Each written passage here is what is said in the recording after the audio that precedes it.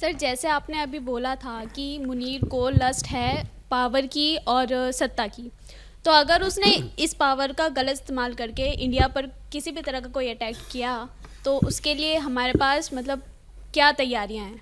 देखिए, भारत पूरी तरीके से तैयार है और इसकी बात मैं ही नहीं कह रहा हूं, हमारे चीफ्स जो हैं, तीनों चीफ्स, चाहे वो आर्मी के, एयरफोर्स के, नेवी के, और यहाँ पे हमने कल एक सेमिनार अटेंड भी किया था जहाँ पे चीफ ऑफ डिफेंस स्टाफ ने भी यही चीज़ कही थी, जो तीनों आर्मीज को कोऑर्डिनेट करते हैं। लेकिन इसमें मैं एक दो चीज़ें और कहना चाहूँगा। भारत से पाकिस्तान आज तक कभी भी कोई युद्ध नहीं जीता है। 1971 में 93,000 लोगों ने सरेंडर किया था ढाका में। क्या भारत का एक भी सोल्जर ऐसे सरेंडर करता है? और खासकर जबकि पूरी सिटी आपने ऑक्यूपाई करने वाले हैं। उसके बाद आप कारगिल युद्ध देख लीजिए, अमेरिका के पास भाग के गए थे कि युद्ध को रुकवाइए, युद्ध को रुकवाया। हमारी नॉर्दर्न लाइट इन्फेंट्री जो खत्म सी होती जा रही है वहां पे। और उसके बाद आपने ऑप सिंदूर में इनका हाल देखा था, 90 घंटे के अंदर घुटने टेक दिए थे इन्होंने। पाकिस्तान आर्मी हमसे युद्ध में नहीं जीत सकती, इसी वजह से वो आतंकियों का इस्तेमाल करती है, ब्लीड इंडिया थ्रू 1000 कट्स, और वो चाहती है कि इंडिया में रोज कोई ना कोई एक्सप्लोजन हो। इसी वजह से इन्होंने ये जो व्हाइट कॉलर मॉड्यूल है, जो पढ़े लिखे लोग हैं, उनसे उनको कर रहे हैं। आखिरी चीज कहना चाहता हूं मैं इस पे, जो मैं पिछली बार भी कट गया था।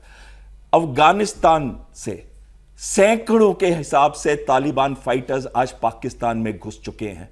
दर्जनों के हिसाब से उनके सुसाइड बॉम्बर्स आज इस्लामाबाद, लाहौर, रावलपिंडी के अंदर आ चुके हैं। पाकिस्तान की हालत बहुत बुरी होने वाली है। मुनीर के मुश्किल दिन शुरू हो गए हैं। चलिए, तो मुश्किल दिन आ गए हैं जी। सवाल बैल सर से पूछना चाहूँगा। जैसे आपने कहा कि हमको ज़रा भी टेंशन लेने की ज़रूरत नहीं है पाकिस्तान से, और कभी भी नहीं थी, आज तो बिल्कुल भी नहीं है, क्योंकि वो ऑलरेडी स्ट्रगल कर रहे हैं अफगानिस्तान से, बलूच लोगों से। और इमरान खान की अगर डेथ हो जाती है तो वहाँ पे सिविल वार होता है। मिलिट्री टेंशन में तो हमें प्रॉब्लम नहीं है, because we are very strong military wise and politically leadership wise भी। बट सिविल वार वाले केस में हमको कितना प्रिकॉशन लेने की जरूरत है और क्या प्रिकॉशन लेना चाहिए? अगर पाकिस्तान में सिविल वॉर होगा तो हमारे घर तक आंच आएगी? देखिए, पाकिस्तान के अंदर सिविल वॉर होने के चांसेस मैं बहुत कम गिनता हूं, इसलिए क्योंकि उनका आयरन कंट्रोल है।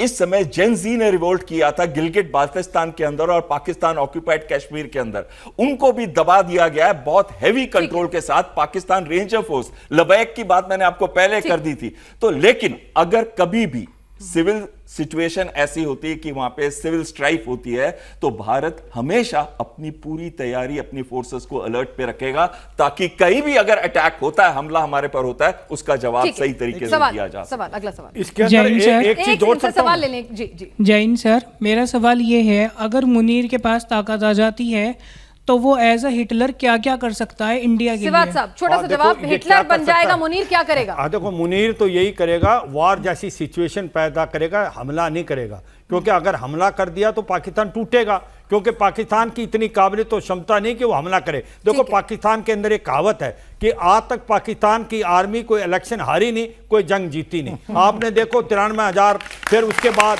कारगिल की लड़ाई, और उसके बाद करेगा क्या? एक बात आ रही थी बार बार, अगर वहां सिविल वार हो जाता है तो क्या खतरा है? खतरा यह है कहीं आतंकवादियों के हाथ में उनके न्यूक्लियर हथियार पड़ गए, तो वो सबसे बड़ा खतरा है। इसीलिए भारत नहीं चाहता कि ऐसी हालात हो कि वहां पर टेररिज्म इतना फैल जाए, आतंकवादी रूल करें। और हो सकता है, ये सोच रहे हैं कि सिविल वार नहीं हो सकता, ये हमारी सबसे बड़ी भूल है। क्योंकि पाकिस्तान के अंदर जो खैबर पख्तूनख्वा में, बलूचिस्तान में, सिंध में जिस प्रकार से लोग सड़कों पर आ रहे हैं, आतंकवाद बढ़ रहा जा रहा है, पॉलिटिकल इंस्टेबिलिटी, इकोनॉमिक क्राइसिस, आतंकवाद का बढ़ना, आपको लगता है सिविल वार होगा? जी जैन सर, जैसे अभी पाकिस्तान इतना बटा हुआ है, ऐसे वहाँ पे इतना आतंकवाद हो रहा है, तो वो मुनीर क्या हमारे भारत पे इस टाइम भी हमला कर सकता है या नहीं? प्रोफेसर साहब जी, मैं बिल्कुल, देखिए, पाकिस्तान 4 क्राइसिस से जूझ रहा है। हम जो बात कर रहे हैं, राजनीतिक क्राइसिस की बात, हम संकट की बात कर चुके, इमरान खान और मुनीर का कॉन्फ्लिक्ट हो रहा है।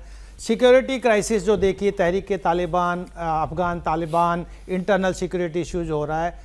तीसरा जो है वो इकोनॉमिक क्राइसिस बहुत ज़बरदस्त चल रहा है। आप ये देखिए कि अभी भी IMF का रिपोर्ट आया है कि अनएम्प्लॉयमेंट रेट बढ़ रहा है। जो इन्फ्लेशन था 2022 से 2024 वो इतना बड़ा इन्फ्लेशन था कि उनका रुपये का देखिए स्तर कहाँ चला गया। एनर्जी के दाम, गेहूं के दाम, पाकिस्तान में बहुत बड़ा इकोनॉमिक एक क्राइसिस है। और जो चौथा सबसे बड़ा क्राइसिस है वो है एनवायरमेंटल जो अभी चल रहा है। हमने जब से इंडस ट्रीटी को हमने अबेयंस में डाला है, अभी देखना म्यूजिक शुरू होगा। और पाकिस्तान में ये जो 4 क्राइसिस है उसमें वो भारत के ऊपर अटैक करना तो भूल जाइए, वो अपने आप को नहीं बचा पाएगा।